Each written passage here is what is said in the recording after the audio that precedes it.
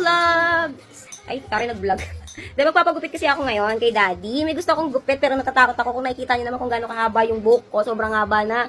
Di ko alam kung magpapaiksi ba ako or what. Pero may gusto akong gupit na i-challenge ko kay Daddy kasi ayoko bawasan yung pinakadulo niya. Kasi gusto ko yung haba pero gusto ko at the same time medyo maigsi tsaka fresh yung look. Wala, Daddy. Yan. Ito pala yung love-love ni Mama, oh.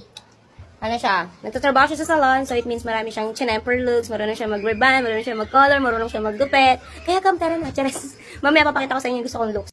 Ito siya, oh, excited ako pero kinakabahan ako. Ayoko ng ganyan ka-excited, gusto ko mahaba pa rin yung dulo ng hair ko. Papakita ko sa inyo mamaya kung gano'ng kahaba yung buhok ko. Ganyan siya kahaba, medyo naboboring na ako, tsaka medyo nakakapagod din magsukulay. Gusto ko lang mabago yung looks ko, kaya magpapagupit ako. Dito lang kami sa labas, oh. Sa bahay lang kami magugupit. Kinakabahan ako. Excited na ako, pero kinakabahan. Daddy, wag mong babawasan yung dulo. Sige na. Hindi mo mabukasan doon eh. Yay!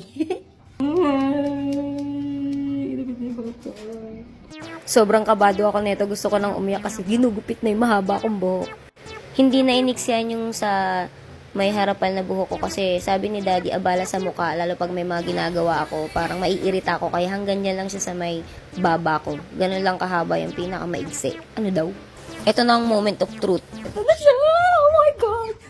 Bouncy! Ala, yung pa rin yung haba niya. Daddy, thank you! Saan si Daddy? Nawala. Eh! Ganda!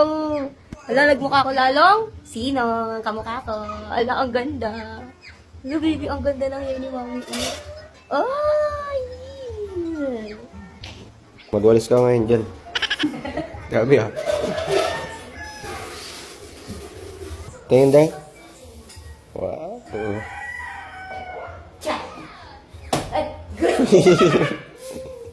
May nainggit. Sino yung nainggit?